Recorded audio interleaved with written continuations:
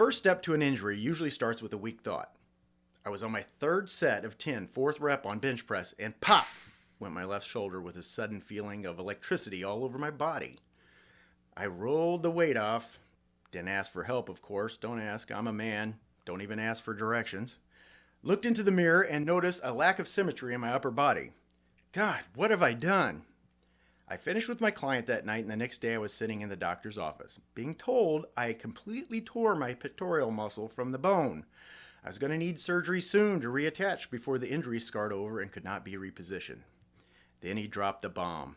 Post-surgery meant a sling with no movement for 6 weeks, no lifting for 6 months. That meant no running or jarring type of exercises. What about my marathon, I thought? I did, however, manage to sneak in a spin class, and I'm sure the spinners in the class enjoyed being taught by a slot machine. After the initial shock, I reminded the doctor that 6 months was a half a year. He smiled and told me, "You're going to be one of those difficult patients." I left the office with my 6 and 6 sentence for stupidity. I know there's usually a chain of mistakes, but I really did not think I made any major boo-boos. I was wrong. Let's start with my first mistake. I did not warm up my muscles using dynamic stretching or any multi-joint exercise with lighter weight. I marched straight to the bench press because I was pushed for time before my client and I wanted to get a quick swell on.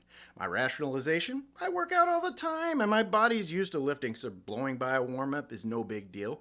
Besides, it's the only time I can get it in today. Mistake number 2. Many weightlifters use a technique that has you hold muscle under tension to increase micro tears in the muscle to produce better results.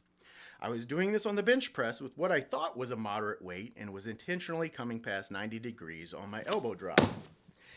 I should have been at a much lighter weight to do this technique. And mistake number 3 also concerns my tension stretch. I should not do this on a multi-joint exercise as it's much safer to do with an isolation exercise. What did I learn?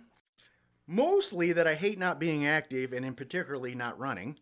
Secondly, never go past 90 on a bench press, and in fact, do not do tension stretches on the bench press. Finally, do your warm-ups. So, train your brain and don't let weak thinking get you injured.